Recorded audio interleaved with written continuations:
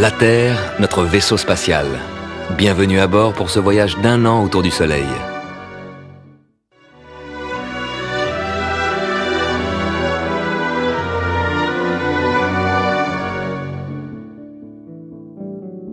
Cette semaine, c'est l'équinoxe, le début du printemps.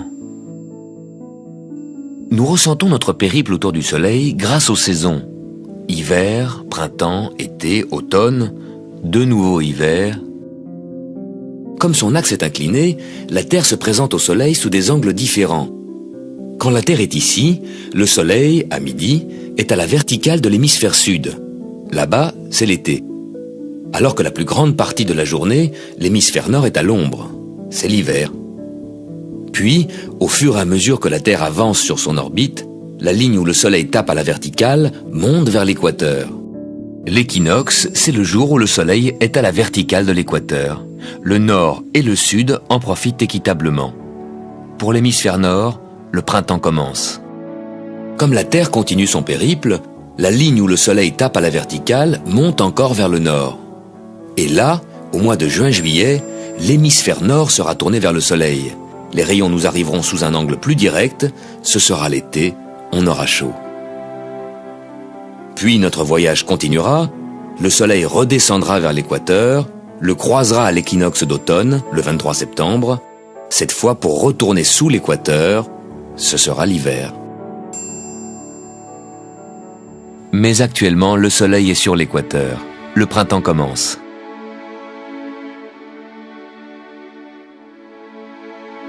C'est à cette époque d'équinoxe que se produisent les grandes marées. L'attraction de la Lune attire l'eau des océans. Si la Lune est en position de demi-lune, cette force d'attraction agit dans cette direction. Tandis que l'attraction du Soleil agit dans une autre direction. Ces deux forces divergentes ne provoquent que de petites marées. Par contre, si la Lune est alignée avec le Soleil, leurs forces d'attraction s'additionnent, se conjuguent et provoquent des marées plus fortes. Le jour de l'équinoxe, le Soleil parfaitement vertical par rapport à l'équateur vient ajouter sa force d'attraction à la force centrifuge de la Terre. Et c'est comme cela que se produisent les grandes marées d'équinoxe. Un autre facteur est important pour les marées, la distance de la Lune. L'orbite de la Lune est une ellipse. Parfois la Lune est loin, parfois elle est proche. Plus la Lune est proche, plus la marée est forte. Parfois, les plus fortes marées n'arrivent pas au moment de l'équinoxe, mais les jours où la Lune était au plus près de la Terre.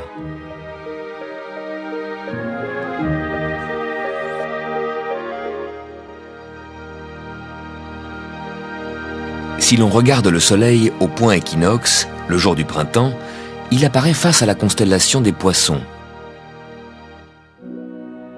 L'axe de la Terre au cours des millénaires décrit un cercle, change un peu d'inclinaison. L'équateur évidemment change également d'inclinaison, très lentement. Mais si l'équateur change d'inclinaison, le jour de l'équinoxe changera également, puisqu'il y a équinoxe quand le Soleil se trouve à la verticale de l'équateur. Depuis 3000 ans, le jour de l'équinoxe, le Soleil se trouvait devant la constellation des Poissons. Actuellement, il se trouve à la limite de cette constellation. Peu à peu, au cours des siècles à venir, le Soleil au jour de l'équinoxe ne sera plus en Poisson, mais en Verseau. Voilà pourquoi on entend parler d'un début de l'ère du Verseau. Les astronomes appellent ça la précession des équinoxes, le glissement très lent du Soleil des Poissons vers le Verseau. Quand nous parlons des Poissons et du Verseau, ce sont les constellations, les groupes d'étoiles, pas les signes astrologiques. Les astrologues n'ont pas réajusté leurs signes à ce glissement de l'équinoxe. Au cours des millénaires, les signes astrologiques se sont décalés par rapport aux étoiles.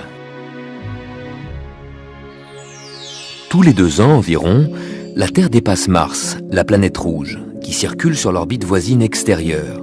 La Terre sur l'orbite intérieure, plus rapide que Mars, le double tous les 2 ans. Pendant cette manœuvre de dépassement, la Terre glisse peu à peu entre Soleil et Mars. Soleil, Terre et Mars sont alignés. Tous les 2 ans, Mars est donc en opposition avec le Soleil. Ça veut dire que vu de la Terre, au moment où le Soleil se couche à l'ouest, Mars se lève à l'est. Vers minuit, on peut trouver Mars un peu plus jaune que les étoiles en regardant plein sud. Quand la Terre rejoint l'axe Mars-Soleil, Mars est en face du Soleil. À midi, le Soleil est plein sud, et à minuit, c'est Mars qui est plein sud. Mars est la seule planète où des astronautes pourraient marcher dans un proche avenir. Des sondes s'y sont posées en 1976 et en 1997 pour prélever des échantillons et les analyser. Actuellement, d'autres sondes sont en route vers Mars. Chaque mois, la Lune s'aligne avec Mars. Quand cette conjonction est visible le soir, c'est facile de repérer Mars, juste à côté de la Lune. Pendant que nous voyageons autour du Soleil, nous oublions que la Terre traîne avec elle une énorme colonne d'ombre de 12 000 km de large. Pourtant, nous devrions y penser, car chaque soir, quand le Soleil se couche, nous entrons dans cette ombre pour y passer la nuit. Pendant une éclipse lunaire, qui se produit toujours à la pleine Lune, nous pouvons enfin voir l'ombre de la Terre. Elle se projette sur la Lune et l'obscurcit.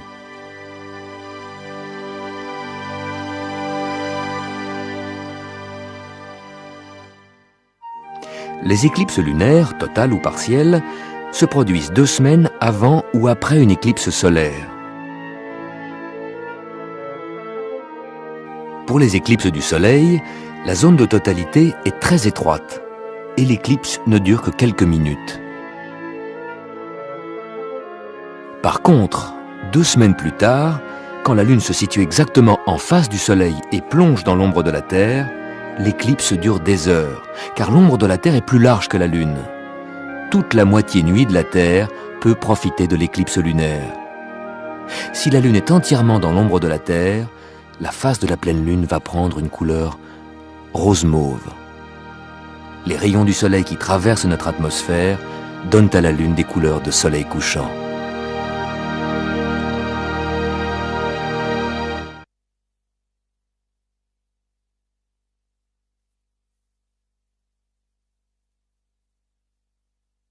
Les éclipses de la Lune se produisent 2 semaines avant ou après les éclipses du Soleil.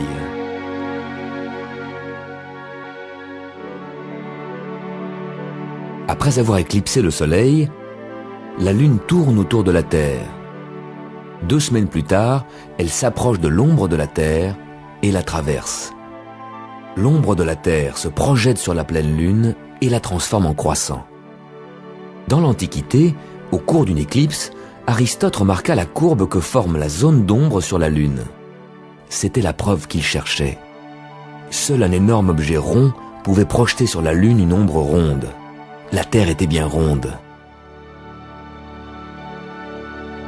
Au cours de l'éclipse, l'ombre de la Terre progresse, la Lune s'obscurcit, mais en même temps elle prend des couleurs étranges. C'est à cause des rayons du Soleil qui traversent l'atmosphère de la Terre, comme au coucher du Soleil.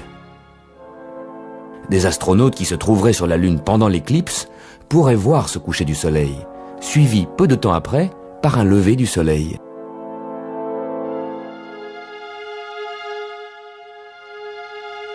La prochaine pleine Lune ne traversera pas l'ombre de la Terre. La Lune passera un peu au-dessus. Il n'y a que 2 éclipses de Lune par an. La prochaine, dans 6 mois. Le 20 mars, c'était le début du printemps. Parfois, le printemps commence le 21 mars, et non pas le 20. Pourquoi ce retard? Le 20 mars à midi, la Terre est arrivée au point printemps. Mais comme sa rotation journalière n'est pas synchronisée avec son grand périple annuel, voilà ce qui se passera 1 an plus tard. Le 20 mars à midi, la Terre ne sera pas encore arrivée au point printemps. Il lui manquera 6 heures. La Terre arrivera au point printemps à 18 heures. Le printemps ne commencera officiellement que le soir à 18 heures.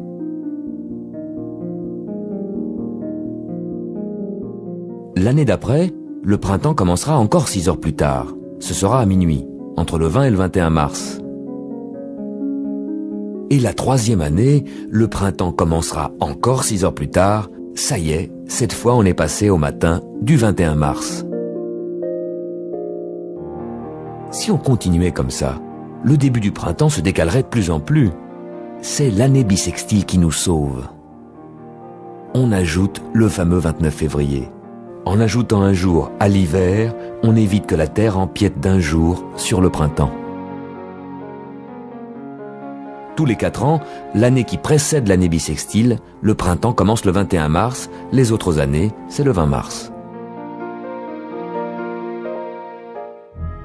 C'est le début du printemps.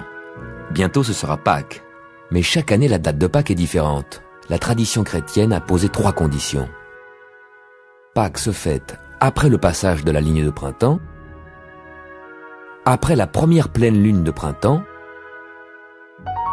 toujours le dimanche. Ce sont les caprices du couple Terre-Lune qui déterminent la date de Pâques. D'ailleurs, les voici qui s'approchent de la ligne de printemps. La Terre passe la ligne, première condition. Mais la Lune n'est pas encore tout à fait pleine.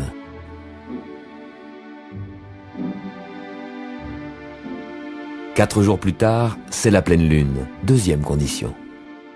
Mais c'est un lundi, et pour Pâques, il faut un dimanche. Pâques sera donc le dimanche prochain.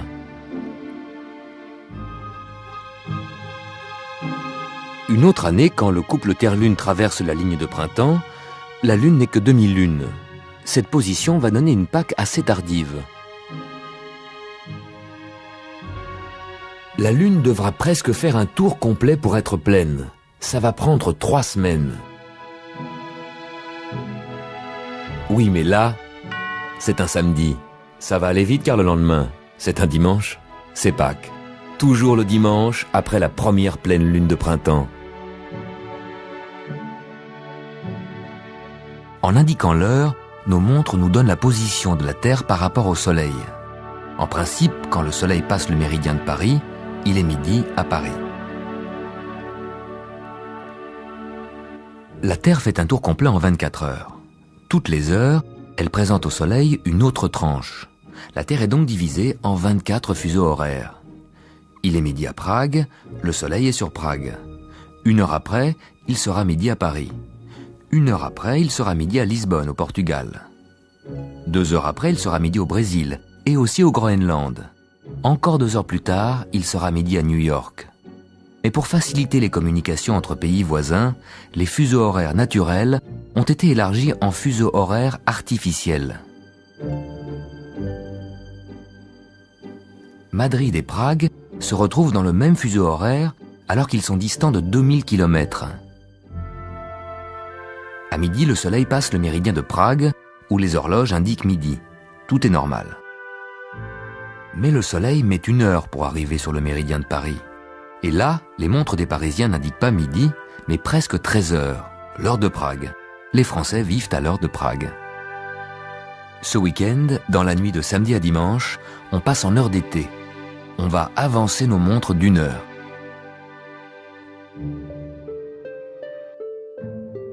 Le Soleil se lèvera 1 heure plus tard.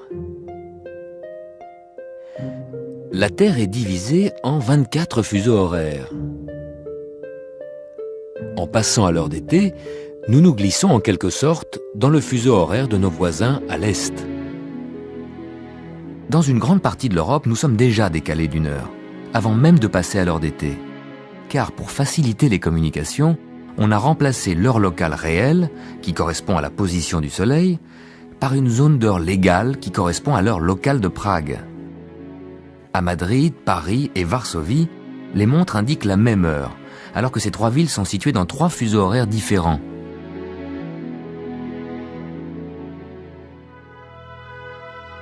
En réglant nos montres sur l'heure d'été, nos horaires vont se décaler d'1 heure de plus vers l'Est. Les Anglais vivront à l'heure de Prague, les Parisiens à l'heure d'Istanbul. Le Soleil passera le méridien d'Istanbul à midi pile, et quand le Soleil arrivera sur Paris, il sera 14 heures, lors d'Istanbul. La Terre n'aura rien changé à sa rotation, tout ce qui change, c'est notre manière de gérer le temps.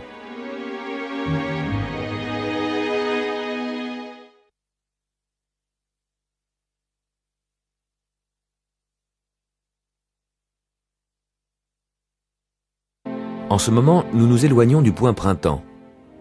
Et nous faisons route vers le solstice, le début de l'été. Nous y serons dans 12 semaines. Bientôt, ce sera la conjonction annuelle Terre, Soleil, Saturne. En 1997, Vénus arrive dans le même alignement. Cette triple conjonction est invisible. Tout se passe derrière le Soleil. Mais vous pourrez la voir ici, sur votre écran. Début 97, on voyait Vénus le matin, à droite du Soleil. En 3 mois, Vénus, proche du Soleil, plus rapide que nous sur son orbite, a fait tout ce trajet et se glisse derrière le Soleil. En début d'année, la Terre était ici et on voyait Saturne le soir à gauche du Soleil. Dans ces 3 derniers mois, Saturne n'a presque pas bougé. Mais nous avons parcouru le quart de notre orbite. Et voilà, on ne peut plus voir Saturne, qui est en alignement derrière le Soleil. C'est caché par le Soleil qu'il traverse le ciel. Voici comment le balai planétaire nous amène à la triple conjonction. Vénus nous a dépassés. Saturne n'a fait qu'un petit bout de chemin, mais comme en même temps la Terre s'est déplacée, tout le monde se retrouve aligné. Saturne, Vénus, le Soleil et la Terre. La lumière du Soleil ne met que 8 minutes pour arriver jusqu'à nous. Le Soleil et les planètes sont tout près de nous, c'est notre voisinage. Avec les étoiles, c'est une autre histoire. Prenons par exemple Orion, une des grandes constellations visibles malgré la pollution lumineuse des villes qui fait disparaître la plupart des étoiles. Orion est composé de 8 étoiles principales. Imaginons qu'on regarde Orion non pas de la Terre, mais d'un autre endroit de l'univers. Là, on voit que ces 8 étoiles se trouvent à des distances très différentes. La lumière qui nous parvient aujourd'hui de ces étoiles est partie de là-bas à des siècles différents. Nous montrant des étoiles au temps de nos grands-pères, d'autres à l'époque de Charlemagne, ce sont des images venant de siècles différents qui se superposent et qui forment l'image d'Orion. Les étoiles et les galaxies, très lointaines, vous les voyez comme en différé, en images décalées dans le temps. Alors que notre système solaire, vous le voyez en direct et en réel. Et maintenant ? Fin mars 97, la comète Hale-Bopp a survolé le Soleil et la Terre. Peut-être est-ce une nouvelle comète qui nous visite pour la première fois, peut-être est-elle déjà passée près de nous il y a 3000 ans. La brillance des comètes est imprévisible.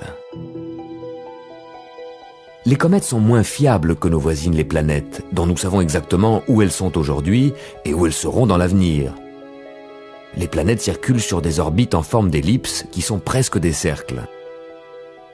Les comètes font également le tour du Soleil, mais sur des orbites excentriques, en forme d'ellipse allongée.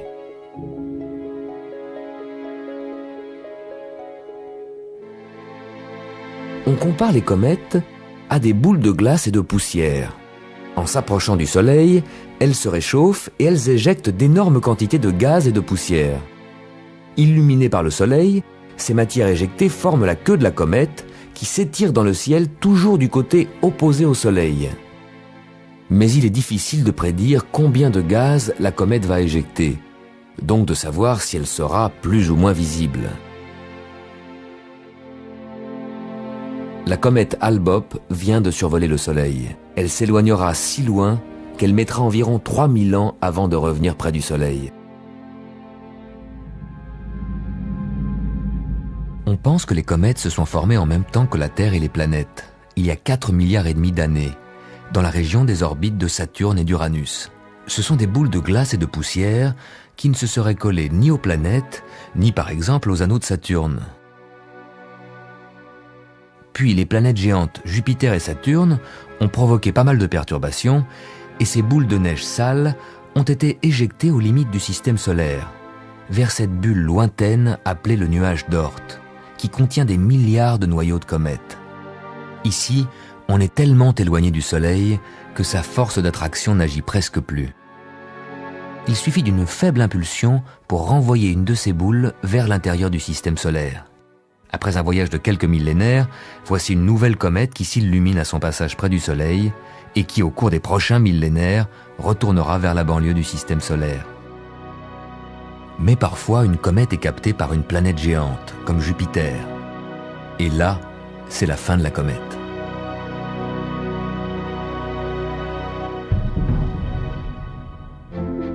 Il existe une comète que nous connaissons depuis longtemps. C'est la comète Halley. Elle passe près du Soleil et de la Terre tous les 76 ans. Puis elle s'éloigne au-delà de l'orbite de Neptune. Ces passages nous donnent l'histoire en accéléré. 3 siècles avant Jésus-Christ, la comète est observée par les astronomes chinois. 11e siècle, elle brille pour Guillaume le Conquérant qui s'embarque pour l'Angleterre. 14e siècle, la comète inspire le peintre Giotto. À chaque passage, on observe la comète, mais on ne sait pas que c'est toujours la même.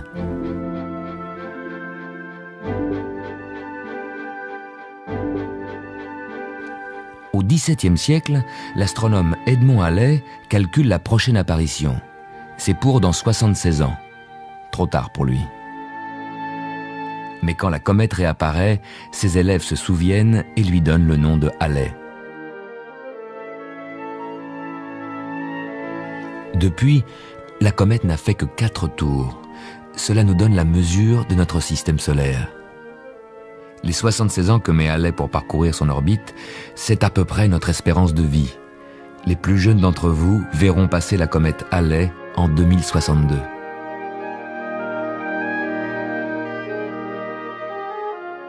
Mais attention, d'autres comètes ne passeront pas si loin. Elles vont même croiser l'orbite de la Terre.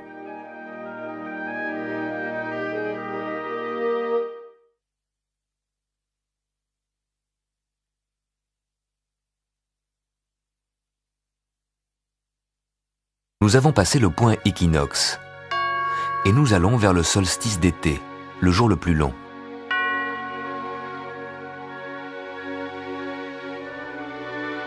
Les rayons du soleil nous arrivent à un angle de plus en plus droit. Il fait de plus en plus chaud. Au fur et à mesure que la Terre se penche vers le soleil, nous voyons le soleil passer plus haut dans le ciel. Sa trajectoire s'allonge. Les jours s'allongent. Si votre fenêtre donne à l'est, prenez un repère le matin. Vous verrez que tous les jours, le soleil se lève un peu plus à gauche.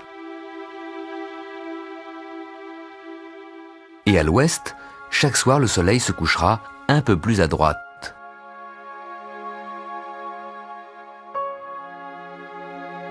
Si votre fenêtre donne sur le nord, prenez un repère à midi. Demain, l'ombre sur la façade de l'immeuble en face passera un peu plus bas qu'aujourd'hui. Et vers le sud, faites un repère sur le sol. À midi, la ligne entre ombre et soleil se rapprochera tous les jours un peu plus de la fenêtre. Tous ces petits trucs nous montrent le grand mouvement de la Terre qui se penche chaque jour un peu plus vers le soleil.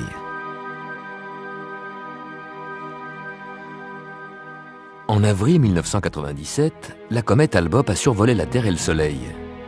Sa trajectoire est un angle droit par rapport au plan des planètes. Elle circule donc bien au-dessus du Soleil. Vue de la Terre, voilà ce que ça donne. Après le coucher du Soleil, la comète se trouvait au-dessus de l'endroit où le Soleil s'est couché. À peu près à la même hauteur que le croissant de la Lune. Ce qui rend une comète brillante et visible, ce sont les gaz qu'elle éjecte quand le Soleil la réchauffe. Ainsi, les comètes peuvent nous servir de thermomètre volant qui nous permettent de voir où il fait chaud et où il fait froid dans notre système solaire. Tant qu'une comète est aussi loin que Saturne, son noyau est gelé. Pas de queue, Pas de chevelure. Sur Saturne, il fait moins 200 degrés.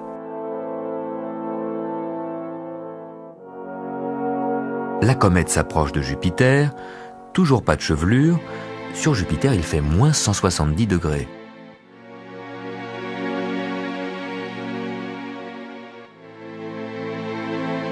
En arrivant dans la région de Mars, la comète se réchauffe. C'est là qu'elle commence à éjecter des gaz, à développer sa chevelure. Sur Mars, il fait moins 30 degrés côté Soleil. C'est en s'approchant encore du Soleil et de la Terre que la comète déploie pleinement sa chevelure. La Terre est le seul endroit dans le système solaire où la température est clémente, 17 degrés en moyenne. Puis la comète s'éloigne, son noyau gèle à nouveau, sa chevelure disparaît, on ne la voit plus.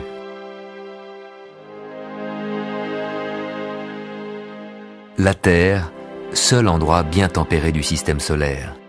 Seule planète où il y a de l'eau. Seul endroit qui permet la vie.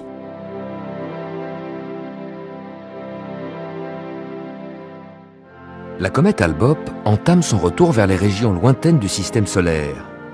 Alors qu'il y a parfois des comètes qui se font piéger. Par Jupiter par exemple, comme la célèbre petite comète Shoemaker-Levy qui en 1994 était passée trop près. Elle a été capturée par les énormes forces d'attraction de Jupiter et s'est mise à tourner autour de la planète géante sur une orbite en forme d'ellipse qui la faisait passer de plus en plus près. Le tiraillement des forces gravitationnelles finit par déchirer le noyau de la comète. Au tour suivant, ces fragments s'écrasèrent les uns après les autres sur l'épaisse atmosphère gazeuse de Jupiter, la première fois qu'un tel événement pouvait être photographié en direct.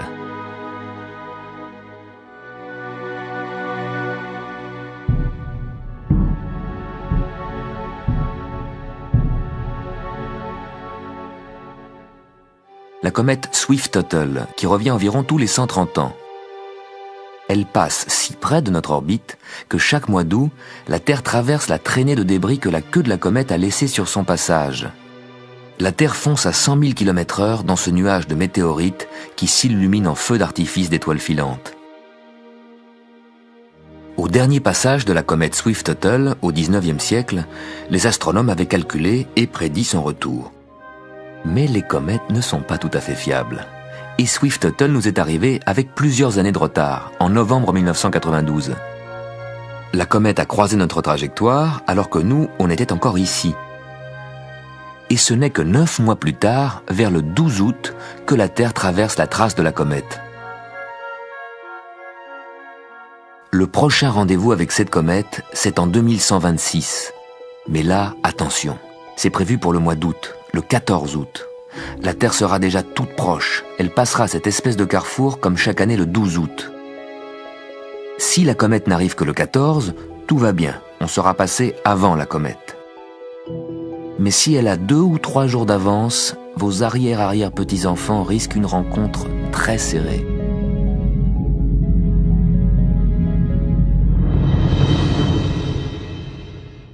Deux ou 3 jours après la nouvelle lune, si le ciel est bien dégagé, et si vous êtes à l'abri des lumières de la ville, regardez bien la lune. Vous voyez le petit croissant que le soleil, sous l'horizon, continue à éclairer, et bien à gauche du croissant, dans une lumière faible, vous pouvez voir tout le disque lunaire, le cercle complet. D'où vient cette lumière cendrée? C'est le clair de terre. C'est la lumière que le soleil projette sur la Terre, que la Terre reflète sur la Lune, et que la Lune finalement renvoie sur notre Terre, comme dans un jeu de billard agrandi des milliards de fois. La lumière qui vient du soleil, qui frappe la Terre, qui rebondit vers la Lune, et qui est reflétée sur la Terre.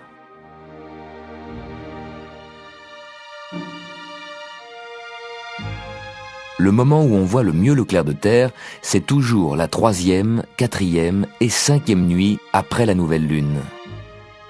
La 6e nuit, la lune sera tellement lumineuse que la brillance du clair de lune évincera le faible clair de terre.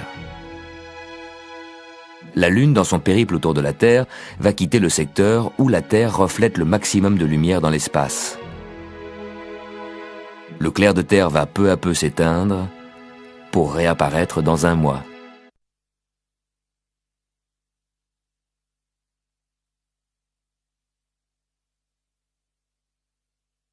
nous allons passer la Pâque grecque, la Pâque orthodoxe, déterminée par le calendrier julien, en retard de 13 jours sur le calendrier grégorien.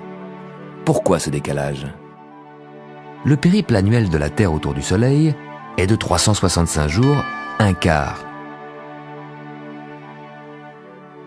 Il faut donc rajouter un jour tous les 4 ans pour se recaler avec la réalité. C'est le fameux 29 février. C'est le calendrier de Jules César, le calendrier julien. Il ne dévie que de 2/3 de jour en un siècle. Imaginez la prouesse des astronomes de l'Antiquité. Sans télescope ni montre, au bout d'1 an, leur calendrier avait seulement 10 minutes d'avance. Cependant, au bout de 16 siècles, on avait accumulé un décalage de 10 jours. Le pape Grégoire XIII décréta donc d'éliminer ces 10 jours, et pour éviter que ce même décalage ne recommence, on décida de ne pas ajouter de jours bissextiles aux années de fin de siècle. C'est le calendrier grégorien, valable encore aujourd'hui. Dans les pays de religion orthodoxe, qui n'étaient pas sous l'autorité du pape, on a conservé les jours que le pape avait éliminés, donc 10 jours de décalage. Et ensuite, 1700, 1800, 1900, 3 fins de siècle, 3 jours de plus.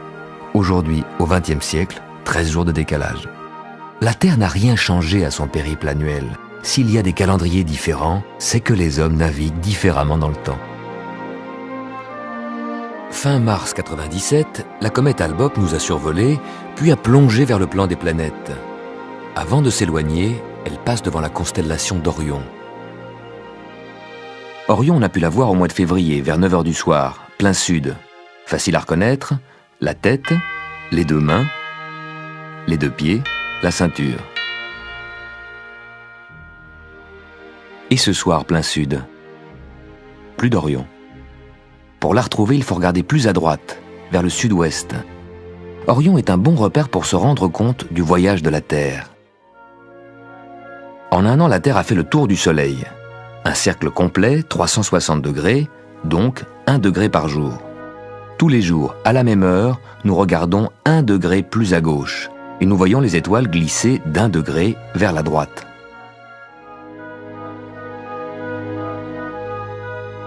La Terre continue son voyage. 2 mois sont passés. Pour retrouver Orion, il faut regarder à droite, vers le sud-ouest. Et dans 2 mois, quand la Terre aura encore avancé sur son orbite, Orion se trouvera derrière le Soleil. Évidemment, on ne pourra plus la voir.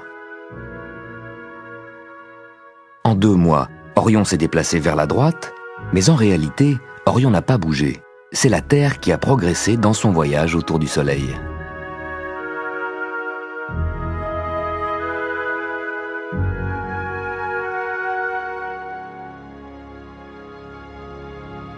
Le passage de la comète Hale-Bopp nous a montré que le système solaire ne se limite pas aux planètes. Des astres inconnus peuvent surgir à tout moment, comme de nouvelles comètes ou des astéroïdes. Ce sont de petits astres qui forment la ceinture des astéroïdes, situés entre les orbites de Mars et de Jupiter. Comment se sont-ils formés ? Longtemps, on a considéré les astéroïdes comme les débris d'une planète qui aurait été détruite par une collision. Maintenant, on pense qu'il faut remonter à la naissance du système solaire. Les astéroïdes seraient les restes de matière interstellaire qui ne se sont pas agglomérés pour former des planètes et qui gravitent entre Mars et Jupiter. Des milliers d'astéroïdes circulent sur des orbites désordonnées et excentriques. Ce sont un peu les chauffards de l'espace.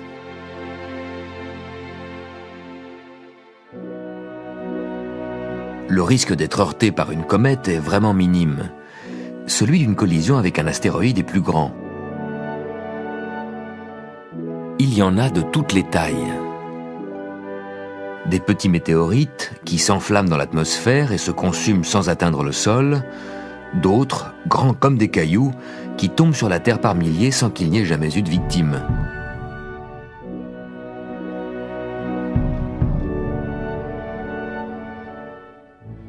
Un astéroïde de la taille d'un immeuble est tombé en 1908 en Sibérie, détruisant 2000 km² de forêt. Mais il y en a qui sont plus gros encore, qui ont la taille d'une montagne ou d'une île. Des radars de plus en plus sophistiqués découvrent tous les jours de nouveaux astéroïdes géocroiseurs, des astéroïdes qui croisent l'orbite de la Terre. L'astéroïde Gaspra est grand comme l'île de Jersey. Si la Terre entrait en collision avec un astéroïde de cette taille, toute vie sur la Terre serait détruite.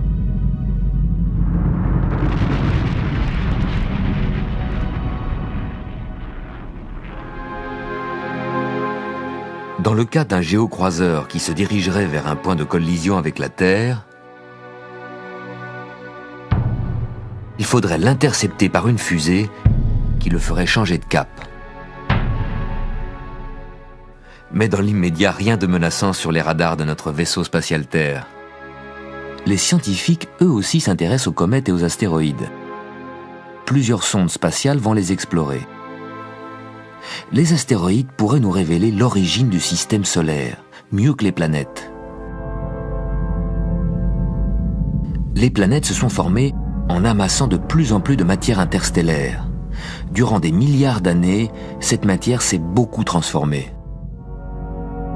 Elle a été comprimée, chauffée, fondue, éjectée par des volcans. Sur la Terre, la matière d'origine est sans cesse déformée et transformée par l'atmosphère, par l'eau, l'érosion. Les astéroïdes, eux, sont intacts.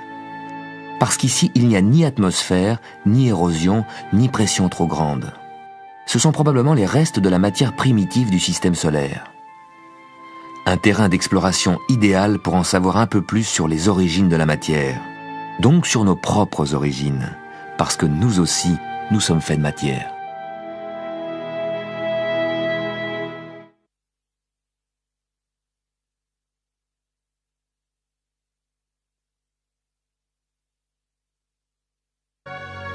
Aujourd'hui, nous sommes ici, et dans 8 semaines, nous atteindrons la station solstice qui marque le début de l'été. Tous les jours, le soleil semble monter un peu plus haut dans le ciel, et le jour du solstice, le soleil s'arrêtera de monter pour commencer à redescendre.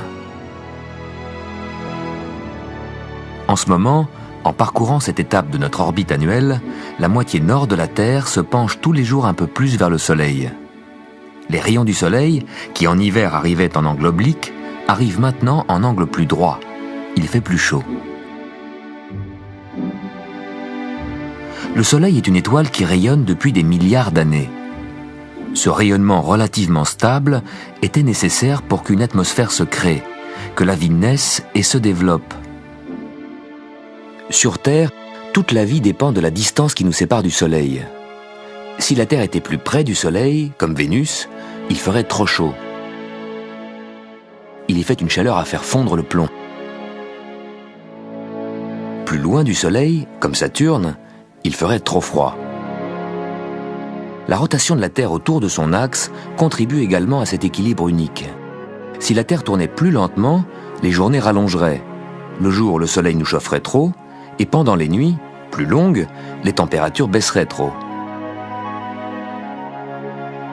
Par contre, si la Terre tournait beaucoup plus vite, l'atmosphère, l'air que nous respirons, poussé par les forces centrifuges, s'échapperait dans l'espace. Cet équilibre nous permet de vivre, unique et fragile dans le système solaire.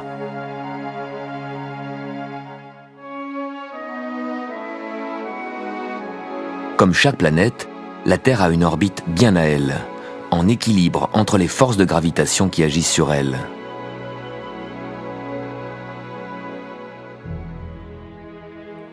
La stabilité de notre Terre est renforcée par la Lune.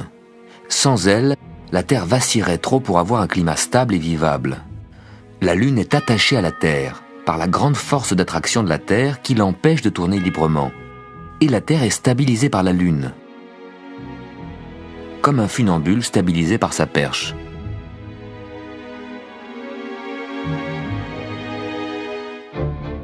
Les planètes géantes Saturne et Jupiter réduisent nos risques de collision avec astéroïdes et comètes. Jupiter, par son énorme masse, a attiré la comète Shoemaker-Levy. Si elle s'était écrasée sur la Terre, au lieu d'être captée par Jupiter, nous ne serions plus là pour le raconter.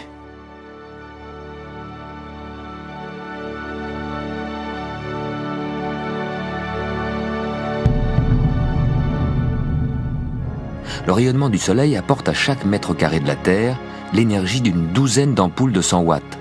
Le Soleil chauffe l'air. À l'équateur, l'air chaud, plus léger que l'air froid, s'élève en altitude et commence à s'écouler vers le nord et le sud. Mais la Terre tourne plus vite à l'équateur qu'ailleurs. Alors les masses d'air sont déviées dans le sens de la rotation de la Terre avant de redescendre vers le sol et de revenir vers l'équateur. Ce sont les vents alizés. Au-delà des zones tropicales, le Soleil chauffe moins. La rotation de la Terre entraîne les masses d'air. C'est ici que se forment les grands courants des vents d'ouest que vous voyez souvent sur les cartes météo. En dérivant vers le nord et le sud, les nuages s'enroulent en spirale parce que la Terre tourne moins vite côté pôle que côté équateur. Voilà pourquoi, dans l'hémisphère nord, les nuages s'enroulent dans le sens inverse des aiguilles d'une montre et que dans l'hémisphère sud, ils vont dans l'autre sens. C'est ainsi que les vents transportent la chaleur des zones tropicales vers les zones tempérées et répartissent l'énergie solaire sur toute la Terre.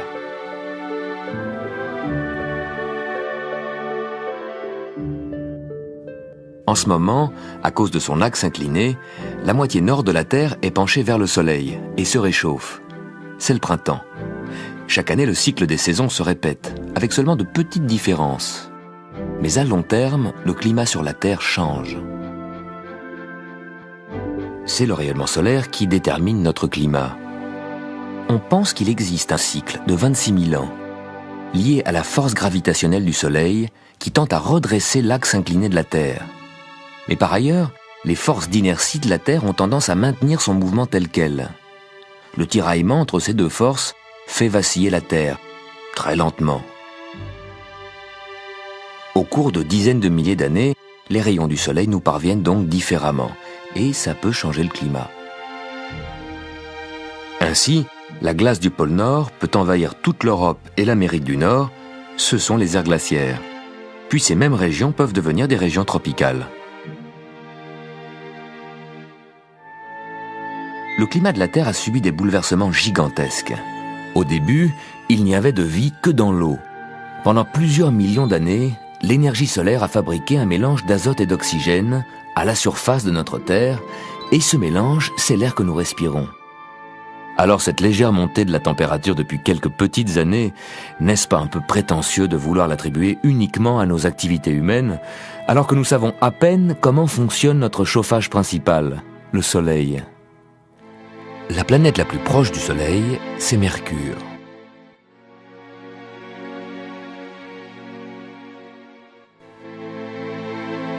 Elle tourne si vite qu'elle s'aligne avec le Soleil tous les 4 mois. Et en principe, tous les 4 mois, nous devrions la voir passer devant le Soleil. Mais voilà. L'orbite de Mercure est légèrement inclinée par rapport à celle de la Terre. Et la plupart du temps, Mercure, vu de la Terre, passe un peu au-dessus ou en dessous du Soleil. Sauf en moyenne une fois tous les 7 ans, où vous verrez passer le petit Mercure devant le grand Soleil. Il y a une autre planète qui, sur son orbite, est plus rapide que nous. C'est Vénus. Chaque fois qu'elle nous rattrape, on devrait la voir passer entre nous et le Soleil. Mais l'orbite de Vénus, elle aussi, est un peu inclinée par rapport à l'orbite de la Terre. L'alignement parfait que l'on voit quand Vénus passe devant le Soleil ne se produit que 2 fois par siècle. C'est l'ordre et le désordre de l'univers. Ce qui semblait être des cercles parfaits, calés pour l'éternité, sont des ellipses qui vacillent, oscillent, se balancent. Le système solaire vibre et se dandine comme un être vivant.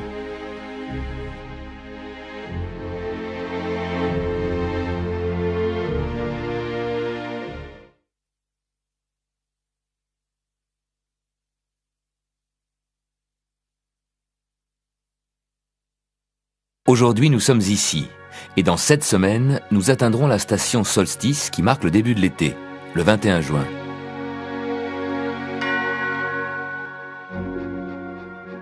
Tous les 2 ans, nous dépassons Mars.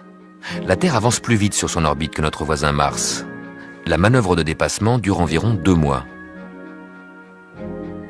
Dans les semaines qui suivent, c'est la lointaine planète Neptune que nous allons dépasser. La planète Neptune change de direction et commence à rétrograder par rapport aux étoiles. Cette planète, 30 fois plus loin du Soleil que nous, n'est visible qu'avec des télescopes. Mais c'est une des grandes planètes de notre système solaire.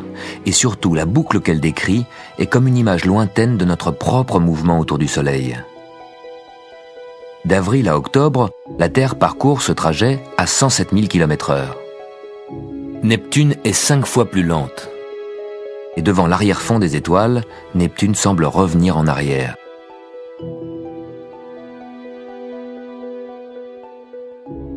Neptune est une grande planète gazeuse, 60 fois plus volumineuse que la Terre. La Terre tourne beaucoup plus vite autour du Soleil que Neptune, qui met 165 ans pour faire le tour. Pendant toute notre vie, Neptune n'aura donc parcouru que la moitié de son orbite. En 1 an, pendant que la Terre fait un tour complet, Neptune n'aura avancé sur son orbite que d'environ 2 degrés. On va la retrouver presque au même endroit dans le ciel qu'aujourd'hui. Les planètes extérieures, au-delà de Mars, circulent toutes très lentement. Uranus met 84 ans pour contourner le Soleil. Saturne, 30 ans.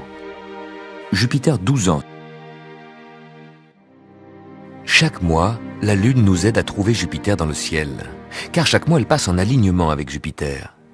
Lors de ces conjonctions Lune-Jupiter, nous pouvons voir Jupiter, une planète très brillante à côté de la Lune. Jupiter est la plus grande planète du système solaire. Elle est entourée de 16 satellites. Prenez des jumelles, vous pouvez en voir 4. Ils tournent tellement vite qu'ils changent de place toutes les nuits. Jupiter se trouve parfois derrière le Soleil, invisible. Cette grande planète met 12 ans pour faire le tour du Soleil. Ça veut dire qu'en 1 an, pendant que la Terre fait un tour complet, Jupiter ne parcourt que le 12e de son orbite. Quand Jupiter se décale du Soleil, c'est la Terre qui se déplace. C'est le mouvement de la Terre qui dégage Jupiter de derrière le Soleil. La Lune, qui tourne autour de la Terre en 1 mois, va se trouver alignée avec la planète Jupiter. Lune et Jupiter seront dans la même direction, mais très très éloignés l'un de l'autre. La Lune plus proche de nous et Jupiter 2000 fois plus loin. Pendant la conjonction, Lune et Jupiter apparaissent côte à côte. Grâce à la Lune, vous trouverez Jupiter dans le ciel. Parfois Jupiter est visible tôt le matin. Pour les lève-tard, patience. Quelques mois plus tard, vous pourrez voir Jupiter le soir. Jupiter, comme Saturne, était connu dès l'Antiquité. Sans télescope, les astronomes exploraient déjà le système solaire. Uranus, Neptune et Pluton, les autres planètes extérieures, n'ont été découvertes que bien plus tard. Parce qu'elles bougent très lentement sur leur orbite, on a du mal à les distinguer des étoiles. Uranus, grande planète gazeuse, 20 fois plus éloignée du Soleil, met 84 ans pour en faire le tour. L'axe d'Uranus est pratiquement couché sur l'orbite. Il pointe toujours dans la même direction. Ce qui fait qu'Uranus, parfois, semble rouler sur son orbite comme un ballon. Et parfois semble avancer à reculons. Uranus tourne autour de son axe en 17 heures. Ça devrait faire 8h30 de jour et 8h30 de nuit. Mais pas du tout. À cause de sa position couchée, une moitié d'Uranus reste côté Soleil pendant la moitié de son périple, l'autre moitié à l'ombre. L'année d'Uranus dure 84 ans, 42 ans au Soleil, 42 ans à l'ombre. Un long jour et une longue nuit.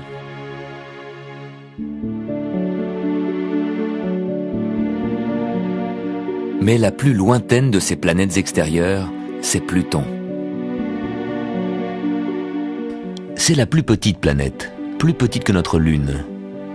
Pluton est accompagné d'un satellite de la moitié de sa taille, Charon. Ces 2 astres, très proches l'un de l'autre, forment une planète double. Pluton est vraiment un cas à part, Il circule sur une orbite plus inclinée que les autres planètes. Mais surtout, l'orbite de Pluton est tellement excentrique qu'elle coupe l'orbite de Neptune. En 1978, Pluton a croisé l'orbite de Neptune et actuellement il circule à l'intérieur. Vous le voyez à droite de l'écran. Jusqu'à la fin du siècle, Pluton est plus près du Soleil que Neptune. En 2000, Pluton croisera à nouveau l'orbite de Neptune et redeviendra la planète la plus lointaine. Est-ce qu'un jour, Pluton et Neptune, à force de se faire des queues de poisson, vont entrer en collision ? Non, bien que leur orbite se croise, elles ne s'approchent jamais. Leurs périples sont merveilleusement synchronisés. C'est en observant Neptune passer devant des étoiles qu'on a découvert ses anneaux. Juste avant le passage de Neptune, voici l'étoile. Elle s'éteint 2 fois, puis après le passage, dans le même laps de temps, l'étoile de nouveau s'éteint 2 fois. Sans doute des anneaux. Et quelques années plus tard, la sonde Voyager 2 passe près de Neptune, la photographie, c'est la confirmation, les anneaux sont bien là. C'est également grâce à une sonde qu'on a découvert les anneaux très minces de Jupiter, si minces que personne sur Terre ne pouvait les voir. Quand Galilée a vu Saturne, il pensait qu'il avait 2 satellites. Aujourd'hui, les anneaux de Saturne sont à notre portée.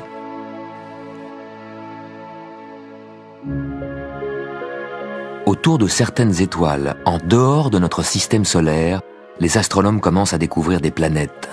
Ces planètes semblent être de la taille de notre planète géante Jupiter.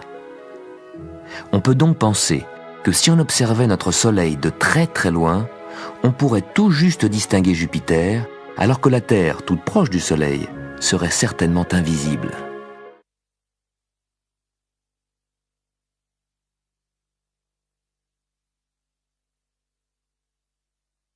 Nous sommes ici, et dans 6 semaines, la Terre, en avançant sur son orbite, nous aura emmenés ici, au solstice. La course des planètes dépend de leur distance du Soleil.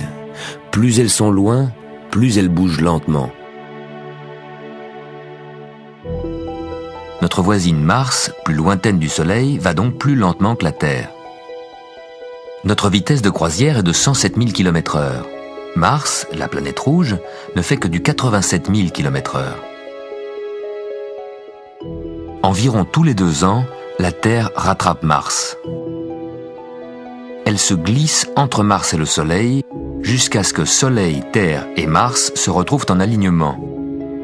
Quand Mars est en opposition avec le Soleil, cela veut dire qu'à midi, plein sud, nous voyons le Soleil. Et qu'à minuit, dans la direction opposée, nous trouvons Mars.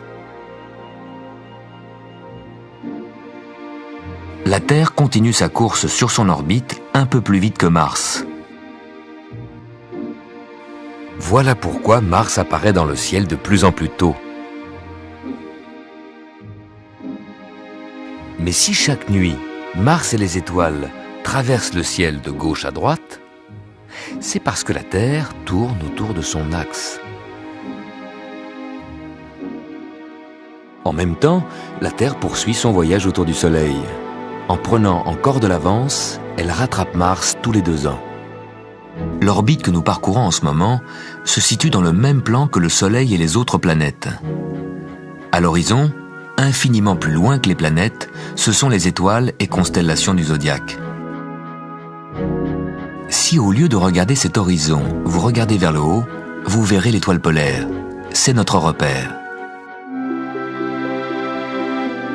Elle se trouve dans le prolongement de l'axe de la Terre. Au cours d'une nuit, toutes les étoiles semblent tourner autour de l'étoile polaire.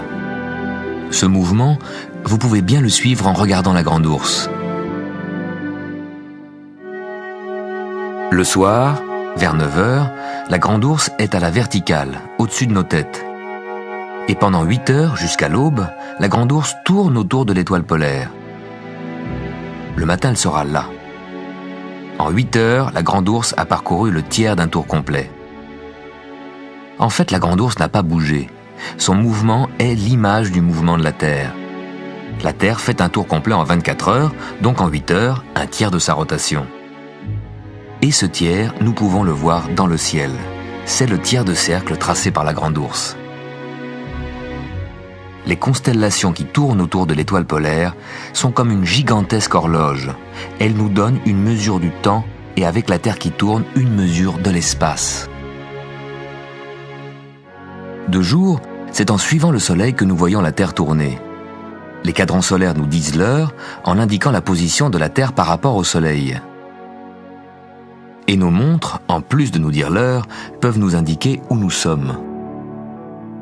Orientez votre montre vers le Soleil, en plaçant le Soleil entre la petite aiguille et le chiffre 12, juste au milieu. Le chiffre 12 vous indiquera toujours le sud. Chaque montre est en fait un petit cadran solaire et une boussole. À 4 heures de l'après-midi, placez le Soleil entre le 4 et le 12, donc sur le chiffre 2. Le 12 pointe toujours vers le sud.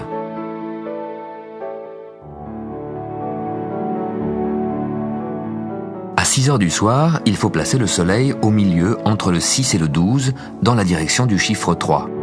Le Soleil est à l'ouest et le 12 pointe toujours vers le sud. Votre montre, que vous avez achetée pour mesurer le temps, vous donne en fait des mesures de l'espace, de la Terre qui tourne. Mais tourne-t-elle vite ou lentement ? Imaginons l'espace à une autre échelle, comme un modèle réduit à notre dimension humaine. Le Soleil, grand comme une cathédrale. La Terre, un ballon de foot. La distance Soleil-Terre à cette échelle, 5 km, comme si le ballon était tombé à la périphérie de la ville. Dans ce modèle réduit, le ballon, la Terre, sur son orbite imaginaire, avancerait au ralenti. Il mettrait un jour entier pour traverser un terrain de foot. Pour un pénalty tiré à 11 mètres, presque 3 heures. Et la rotation de la Terre autour de son axe, ça serait du super ralenti. Sur toute la distance d'un but à l'autre, une seule rotation. Il faut s'imaginer le mouvement de la Terre comme une dérive lente à travers un espace vide autour d'un soleil lointain. Bien entendu, pour des êtres microscopiques égarés sur le ballon de foot, les 100 mètres que parcourt le ballon en un jour, c'est un long voyage. Nous, sur la Terre, nous avons vraiment du mal à imaginer les 2,5 millions de kilomètres que la Terre va parcourir jusqu'à demain.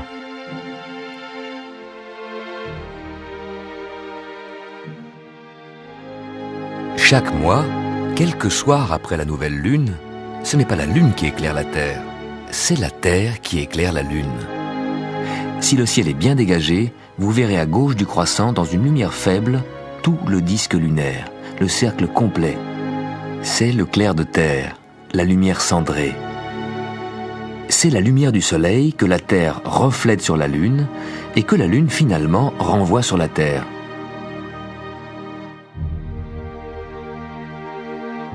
Si des astronautes sur la Lune regardaient la Terre, voilà ce qu'ils verraient. D'abord, un croissant de terre qui augmente tous les jours. Puis, à la nouvelle Lune, les astronautes pourraient dire « c'est la pleine Terre ». Ils seraient presque éblouis car la Terre apparaît très grande. Avec ses nuages blancs et la glace au pôle, la Terre est 100 fois plus lumineuse que la Lune. Et 2 jours après, ils verraient le croissant de terre commencer à diminuer. Maintenant, retour sur Terre. N'oubliez pas, toujours la 3e, 4e et 5e nuit après la nouvelle lune, on peut voir la lumière cendrée. Et quand vous la voyez, cette lumière cendrée, pensez-y, c'est le reflet de notre Terre, le reflet de nos nuages blancs éclairés par le soleil.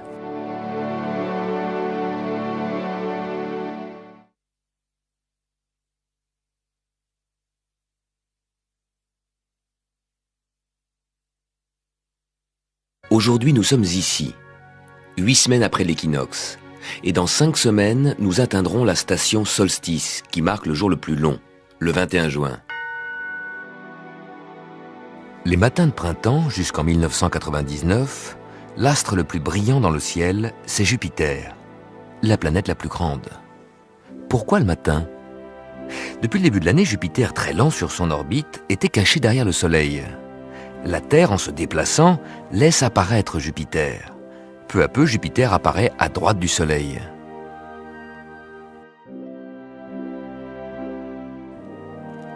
Voilà pourquoi on voit Jupiter tôt le matin, avant l'aube. Jupiter se lève avant le Soleil. Puis le Soleil se lève, illumine l'atmosphère qui devient comme un filtre bleu et nous cache planètes et étoiles. Au cours de la journée, le Soleil parcourt le ciel de gauche à droite.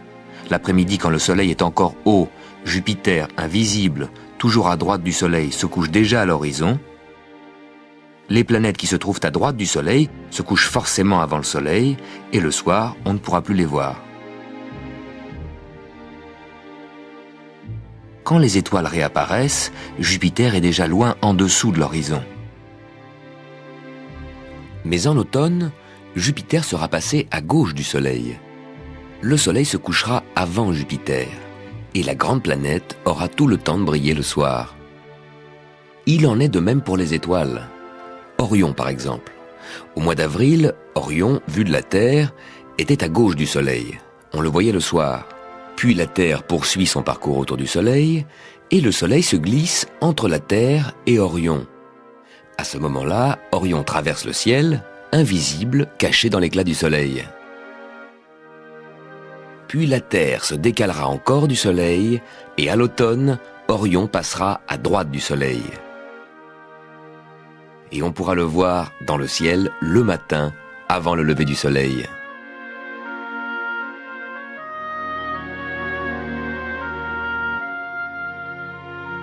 N'oubliez pas, tout ce qui est à droite du Soleil, la Lune, les planètes, les étoiles, bref, tout ce qui est à droite est visible le matin. Jupiter se trouve bien au-delà de Mars et de la ceinture des astéroïdes, 5 fois plus loin du Soleil que nous. Jupiter est une planète gazeuse, c'est la plus grande du système solaire. La Terre tiendrait 12 fois dans son diamètre.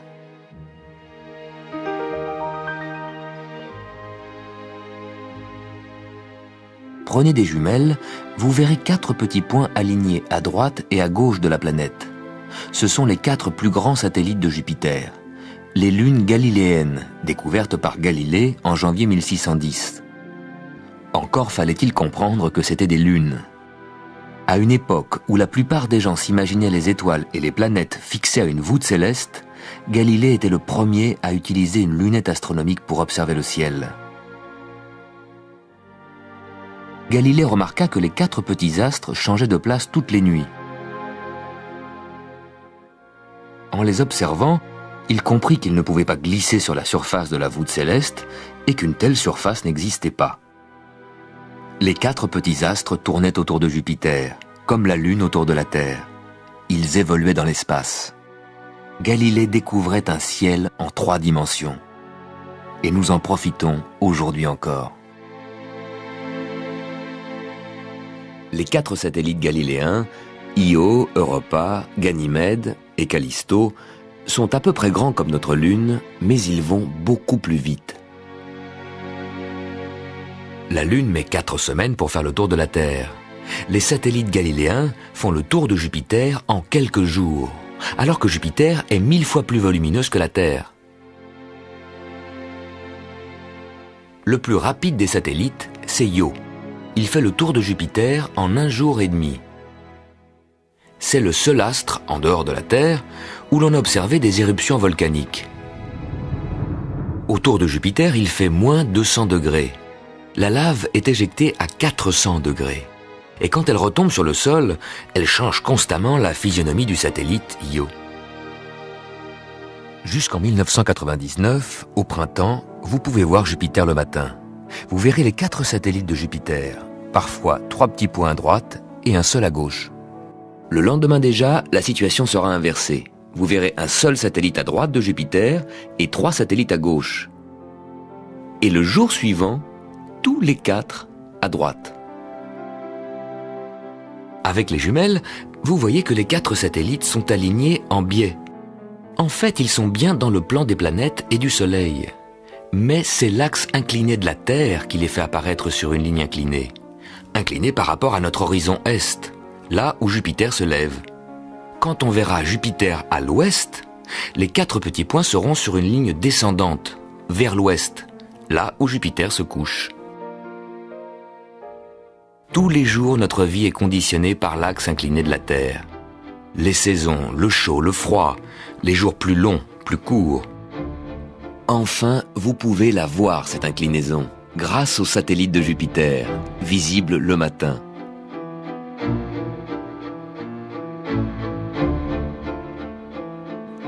Les soirs, vous pouvez suivre la Lune qui passe d'une planète à l'autre. À la veille de ces conjonctions, la Lune est à peu près à une largeur de main à droite de la planète. La Lune ne rencontre pas vraiment les planètes. La Lune est toute proche de nous, les planètes sont beaucoup plus distantes. Mars, par exemple, est 300 fois plus éloigné. Mais ce passage de la Lune devant Mars nous permet d'imaginer le périple mensuel de la Lune autour de la Terre. D'abord, la Lune est à droite de Mars. Le lendemain, c'est la conjonction, la Lune passe juste au-dessous de Mars. Le soir suivant, la Lune sera à gauche de Mars. Et un jour plus tard, encore plus à gauche. En regardant ce passage, vous pouvez imaginer l'orbite de la Lune qui tourne en 4 semaines autour de la Terre. La Lune nous connaissons. Mars, nous irons bientôt. Peut-être. Sûrement.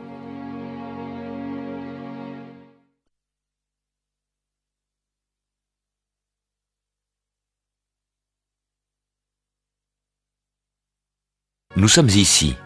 La Terre parcourt l'étape qui nous emmène de l'équinoxe au solstice d'été, le 21 juin. Tous les 4 mois, nous avons rendez-vous avec Mercure. Le problème avec Mercure, c'est qu'il est trop près du Soleil. Il ne s'en éloigne que de peu. La plupart du temps, Mercure est caché par son rayonnement. Quand Mercure n'est que légèrement décalé par rapport au Soleil, ce rayonnement nous empêche de le voir.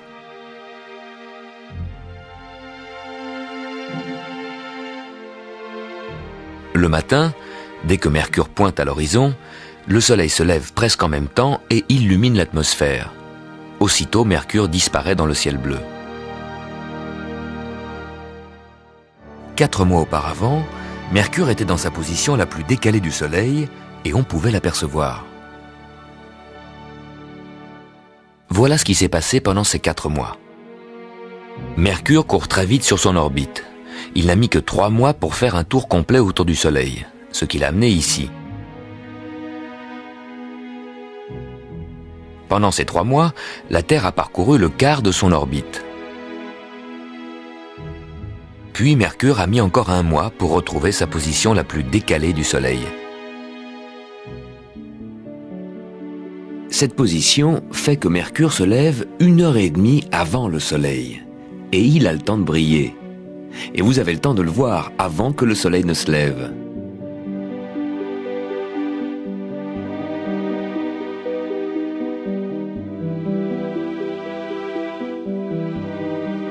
Mercure tourne très vite sur son orbite. Mais par sa force d'attraction, le Soleil a freiné la rotation de Mercure. Mercure tourne très lentement autour de son axe. Ça fait de longues journées. Voici comment un astronaute qui se trouverait ici passerait sa journée. Il est midi, très chaud, 400 degrés. Mercure se déplace rapidement sur son orbite, mais tourne très lentement sur elle-même. C'est ici que pour l'astronaute, le Soleil se couche. Une longue nuit commence. L'astronaute se retrouve côté nuit. Une nuit qui durera 3 mois. Même quand Mercure a fait le tour complet sur son orbite, l'astronaute, revenu à son point de départ, est toujours côté nuit. Il fait très froid, moins 150 degrés. Courage, encore 6 semaines et ce sera l'aube. Ça y est, il repasse côté Soleil, et encore 6 semaines pour qu'il soit de nouveau midi, après 2 tours d'orbite. Sur Mercure, une journée dure 2 ans. Un vrai casse-tête pour notre astronaute. Même en plein jour, le ciel est toujours noir. Pas d'air, donc pas de ciel bleu. Et le soleil, au lieu de se coucher, remonte parfois parce qu'il rattrape Mercure qui tourne plus lentement. Nicolas Copernic, sur son lit de mort, a regretté de n'avoir jamais vu Mercure. Cette semaine, c'est l'anniversaire de sa mort, en 1543. L'année où Copernic a publié sa découverte révolutionnaire. Le Soleil, la Lune, les planètes et les étoiles semblent tourner autour de la Terre. Mais en réalité, c'est le Soleil qui est au centre. Les planètes ne tournent pas autour de la Terre, mais autour du Soleil. Et la Terre aussi. Avec le Soleil, la Lune et les astres qui tournent autour de nous, nous croyons être au centre du monde. Par la découverte de Copernic, nous voici relégués à la périphérie.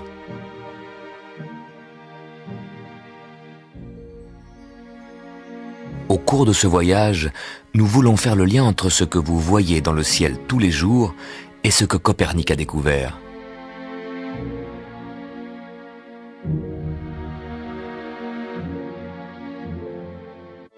Tous les 2 ans, la planète Mars est visible pendant les mois d'été. Elle paraît toujours un peu plus jaune que les étoiles qui l'entourent. Mars nous est proche. Son orbite est voisine de la nôtre, vers l'extérieur du système solaire. C'est la seule planète qui tourne autour de son axe à la même vitesse que la Terre. Son axe, comme celui de la Terre, est incliné. En été, le pôle nord de Mars, comme celui de la Terre, est tourné vers le Soleil. En hiver, il est à l'ombre. Les calottes de glace qui couvrent les pôles augmentent et diminuent au rythme des saisons. Oui, il y a des saisons sur Mars, plus longues que sur la Terre car Mars met 2 ans pour faire le tour du Soleil. Et comme Mars est plus éloigné du Soleil que la Terre, il y fait très froid, entre moins 90 et moins 130 degrés. On l'appelle la planète rouge car sa surface rocailleuse est recouverte d'une épaisse couche d'oxyde de fer de couleur rouille.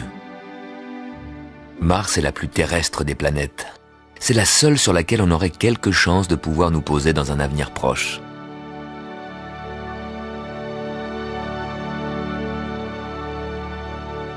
Pour le moment, on n'y envoie que des robots.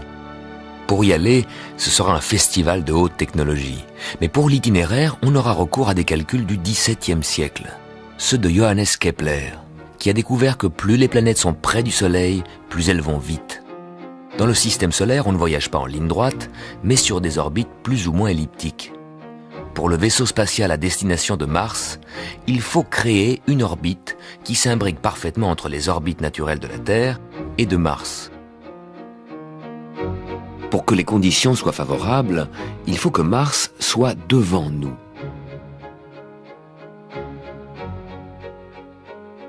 Comme il va plus lentement que la Terre, les astronautes pourraient le rattraper là où leur orbite rencontre l'orbite de Mars. La durée du voyage est estimée à 9 mois.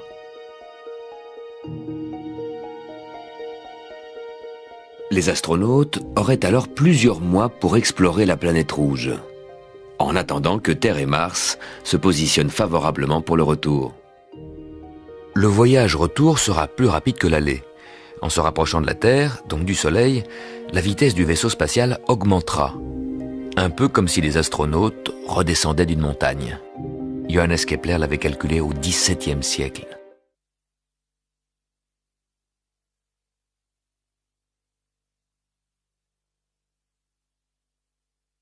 Nous sommes ici, 10 semaines après l'équinoxe. Plus que 3 semaines et nous serons au solstice, le premier jour de l'été. Fin mars 97, la comète Hale-Bopp nous a survolés. Elle se trouvait au-dessus du plan des planètes. On pouvait la voir le soir, après le coucher du soleil. Et puis elle a disparu. Où est-elle passée ?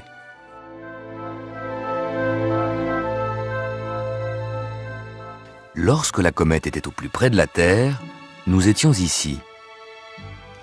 10 jours plus tard, quand elle se trouvait au plus près du Soleil, nous étions là. Durant les 2 mois où la comète a plongé vers le plan des planètes, la Terre est venue à cet endroit, mais nous ne pouvions plus voir la comète parce qu'elle était presque dans le même axe que le Soleil.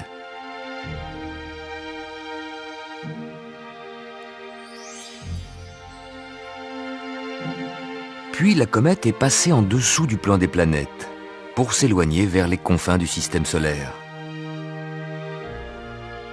Quand une comète est dans l'axe du Soleil, elle traverse le ciel, invisible, pour tous, sauf pour vous qui regardez ces images. Quand la planète Vénus est dégagée à gauche du Soleil, on peut l'apercevoir le soir. Là, durant 3 ou 4 mois, Vénus est le premier astre qui brille après le coucher du Soleil. Si Vénus brille autant, c'est qu'elle est près du Soleil et proche de nous. De plus, elle est entièrement recouverte d'une épaisse atmosphère blanche qui reflète la lumière solaire. Lorsque Vénus est à droite du Soleil, on la voit le matin.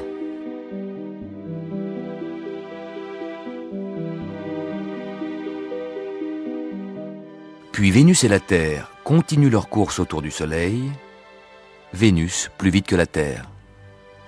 En quelques mois, Vénus prend tellement d'avance sur la Terre qu'elle s'aligne avec le Soleil, invisible dans son rayonnement. Peu à peu, Vénus se dégage de l'emprise du Soleil et devient visible le soir, à gauche du Soleil. Quand un astre se trouve à gauche du Soleil, on le voit le soir. Vénus traverse le ciel tous les jours en suivant le Soleil, invisible. Quand le Soleil se couche, Vénus, l'étoile du berger, commence à briller à gauche du couchant. De semaine en semaine, Vénus se dégage de plus en plus du Soleil. Après le coucher du Soleil, il lui reste donc plus de temps pour briller. Nous la voyons de mieux en mieux.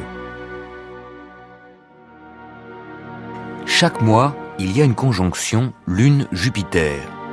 La Lune est alignée avec Jupiter. Voilà comment ça se passe. La Lune tourne autour de la Terre en 4 semaines. En prenant la Lune comme point de mire, votre regard balaye tout l'horizon planétaire. Visez la Lune, vous verrez les planètes. Vénus, Mars, Jupiter, Saturne. Mais bien entendu, seulement du côté nuit. Parce que du côté jour, sous l'effet du Soleil qui illumine l'atmosphère, vous ne verrez ni les planètes ni les étoiles. Demain matin, cette ligne de mire Terre-Lune visera Jupiter. La Lune sera en alignement avec Jupiter. Mais attention, Jupiter est 2000 fois plus éloigné que la Lune. Dans cet alignement, la Lune apparaîtra à 2 doigts au-dessus de Jupiter, car l'orbite de la Lune est légèrement décalée par rapport aux orbites des planètes. À l'est, l'horizon s'éclaircit, les étoiles disparaissent, et Jupiter, plus brillante, disparaît après les étoiles. Il n'y a que la Lune, encore plus brillante, qui restera visible en plein jour. Au moment de la conjonction Lune-Jupiter, Jupiter est juste au-dessous de la Lune, et en haut, une étoile brillante. C'est Altaïr, une étoile proche de nous. Lune, Jupiter, Altaïr apparaissent côte à côte. Elles sont en réalité très éloignées les unes des autres. La Lune est très proche de la Terre. Si la Terre quittait son orbite pour se diriger vers la Lune, à notre vitesse de croisière de 107 000 km/h, nous y serions en 4 heures. Pour aller jusqu'à Jupiter en ligne droite, on mettrait presque 1 an.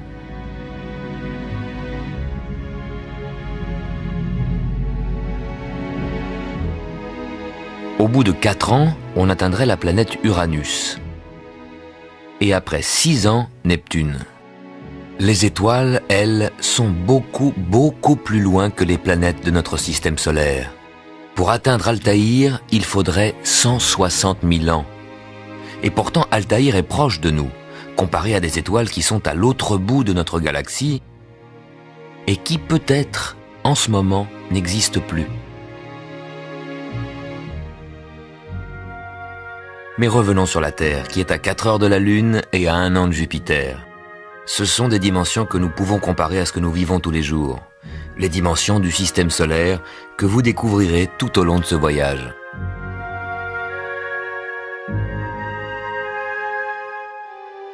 On croit que la lumière parcourt toujours une ligne droite.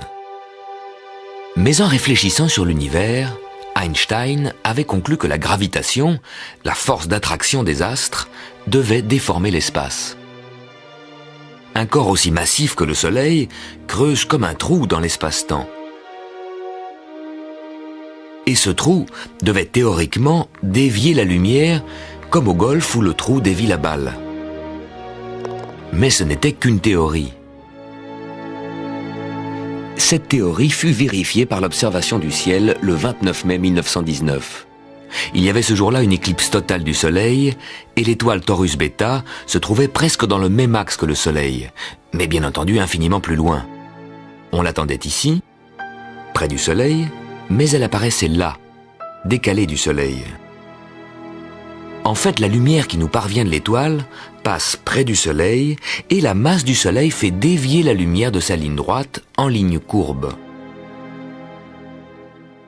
On voit l'étoile à droite, au bout de la ligne droite, alors qu'en réalité elle se trouve à gauche, plus près du Soleil. L'énorme masse du Soleil dévie effectivement la lumière. L'étoile nous apparaît à droite, elle est en réalité à gauche. Par cette observation, on a vu que la célèbre théorie de la relativité générale était vraie.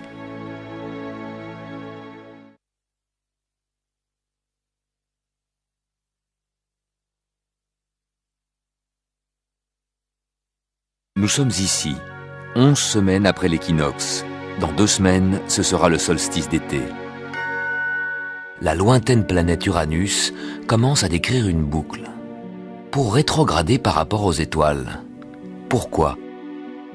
De juin à octobre, la Terre parcourt son orbite à 107 000 km/h. Uranus est beaucoup plus lente.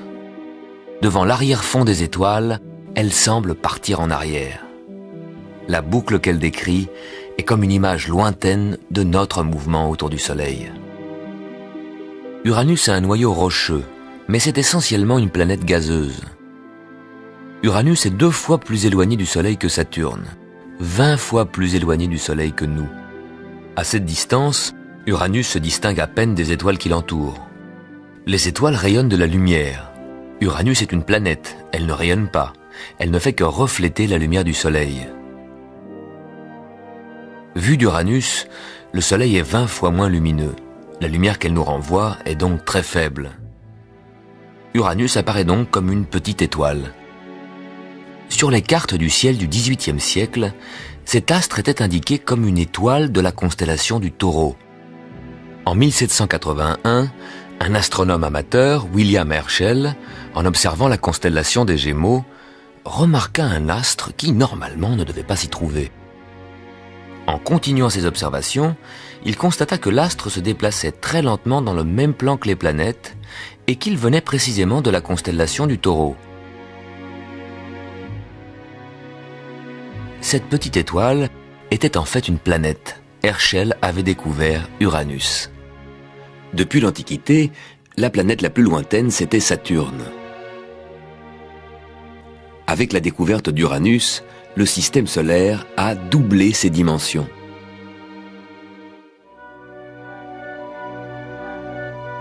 L'axe d'Uranus est pratiquement couché sur l'orbite. Cet axe pointe toujours dans la même direction, ce qui fait qu'Uranus semble parfois rouler sur son orbite comme un ballon et parfois avancer à reculons. C'est peut-être une collision lors de sa formation qui a renversé Uranus, ce qui a fait basculer ses anneaux et l'orbite de ses satellites, donnant à Uranus un entourage comme celui de sa voisine Saturne. Les anneaux et un grand nombre de satellites sont réservés aux grandes planètes extérieures, Saturne, Jupiter, Neptune, Uranus. Les petites planètes Mercure et Vénus, trop près du Soleil, n'ont ni anneaux ni satellites. La Terre est en 3e position et au moins le Soleil nous a laissé un satellite, notre Lune. L'orbite d'Uranus représentait donc la nouvelle limite du système solaire. Mais pas pour longtemps.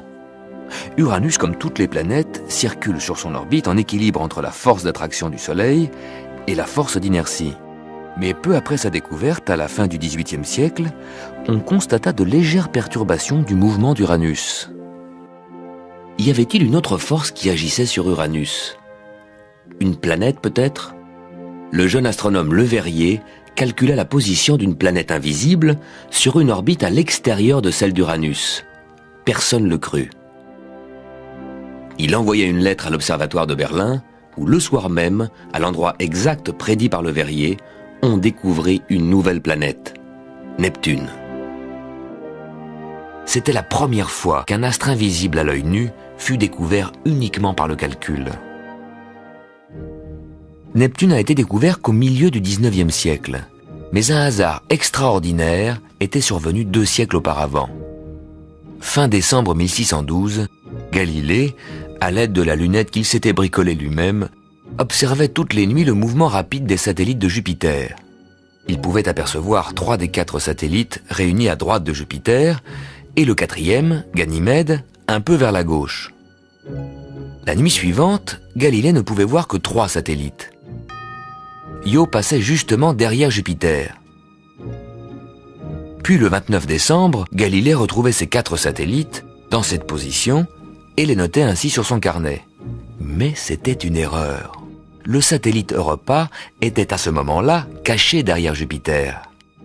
Le petit astre en bas à gauche n'était pas le 4e satellite de Jupiter, mais la planète Neptune, qui justement se trouvait dans cet axe. En réalité, Neptune est à des milliards de kilomètres plus loin. Si Galilée avait continué son observation, il aurait vu le satellite Europa réapparaître.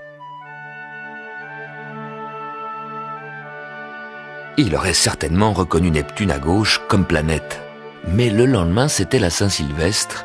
Le ciel était peut-être couvert, ou Galilée réveillonnait avec ses assistants, et Neptune ne fut découvert que 200 ans plus tard. Peu après la découverte de Neptune, on constata le même genre de perturbation sur ses mouvements. Immédiatement, de nombreux astronomes essayèrent de calculer la position de la planète mystérieuse qui en serait la cause. Mais cette fois, ce n'est pas par les calculs que l'on découvrit une nouvelle planète.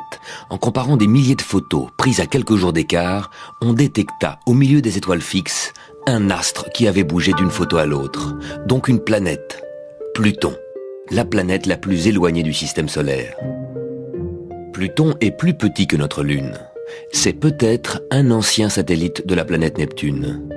Les satellites de Neptune ont des orbites inclinées à des angles différents. On peut s'imaginer que son orbite soit devenue de plus en plus excentrique, jusqu'à ce que le satellite s'échappe de l'emprise de Neptune et se mette en orbite à son propre compte autour du Soleil. Pluton serait alors une lune devenue planète, qui circule sur une orbite très inclinée. Les autres satellites de Neptune ont également des orbites bizarres. Le satellite Triton tourne en sens inverse et se rapproche de plus en plus de Neptune. Triton sera disloqué en fragments qui s'écraseront sur Neptune ou qui iront renforcer ses anneaux. Tout ça en moins de 100 millions d'années.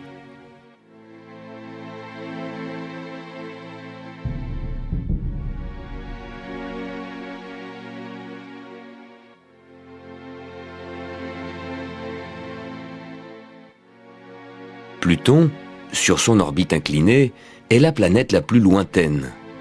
Le restera-t-elle?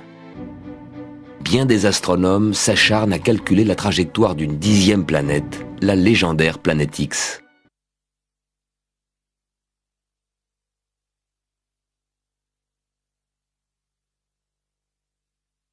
Ce voyage n'est pas de la science-fiction, c'est un voyage réel, en temps réel. Nous sommes ici, et dans une semaine ce sera le jour le plus long, le solstice, le début de l'été. Tous les jours, nous voyons le soleil qui traverse le ciel de gauche à droite. Au cours de la nuit, les étoiles et la lune bougent également de gauche à droite.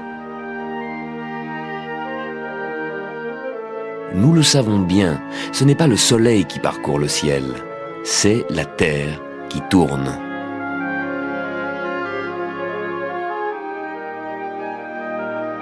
Ce grand mouvement de gauche à droite, c'est une illusion causée par la rotation de la Terre qui tourne dans l'autre sens. Devant nos yeux, le Soleil défile toujours de gauche à droite, parce que nous sommes installés sur la Terre qui tourne. De plus, il monte et descend par rapport à l'horizon, parce que l'axe de la Terre est incliné. En regardant la Terre de l'espace, nous pouvons faire le lien entre ce que nous savons et ce que tous les jours nous voyons. Si le Soleil se lève à l'est, c'est parce que la Terre tourne vers l'est. Le lever du Soleil, en fait, c'est la Terre qui bascule vers là où le Soleil nous attend.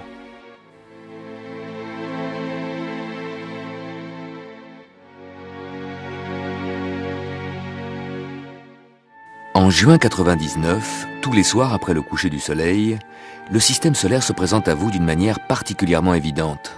4 astres alignés.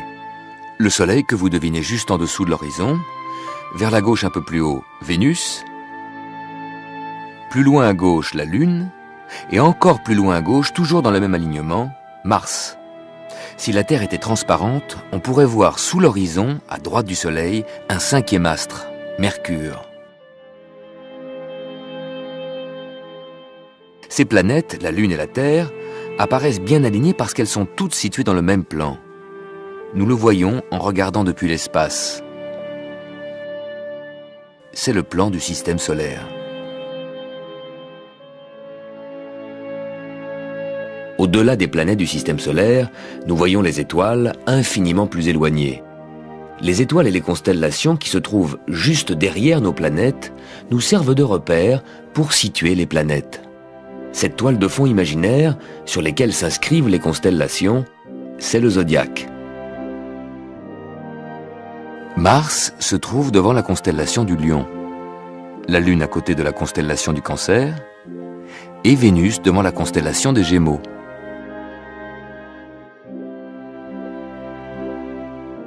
De tels alignements Soleil, planète, Lune avec la Terre vous permettent d'imaginer la réalité du système solaire.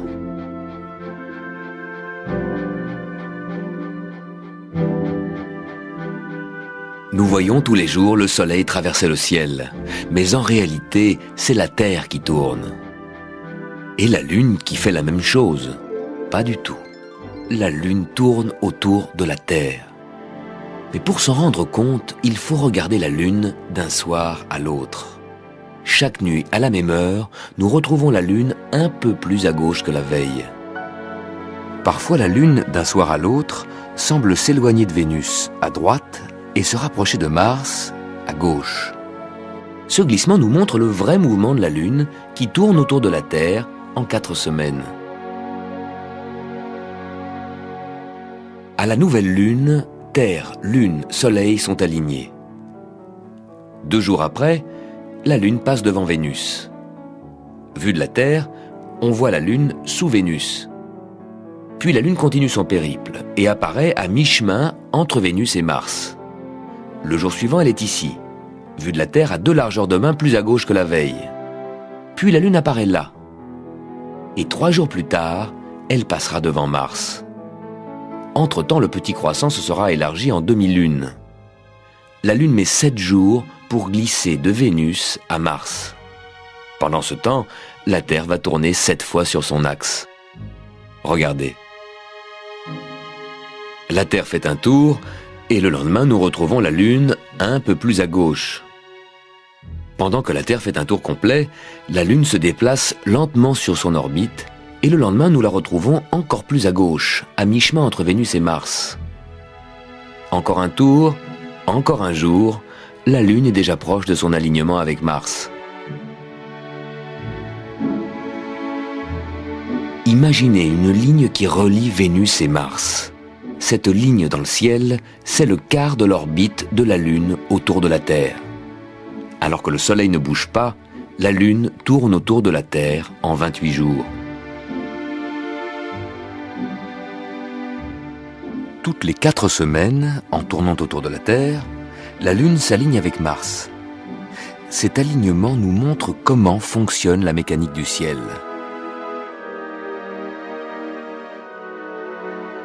Un mois plus tard, quand la Lune croisera de nouveau la ligne Terre-Mars, elle sera au-dessus de Mars.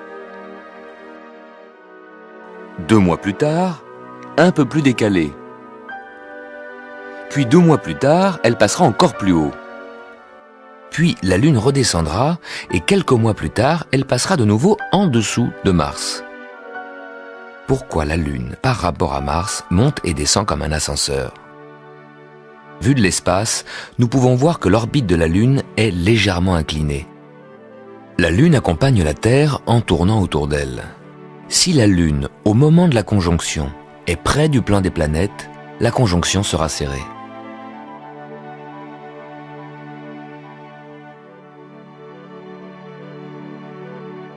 Si la Lune se trouve au-dessus du plan des planètes, elle passera largement au-dessus de Mars et nous verrons la conjonction comme ça. Le soir du 12 décembre 1999, c'est l'alignement parfait.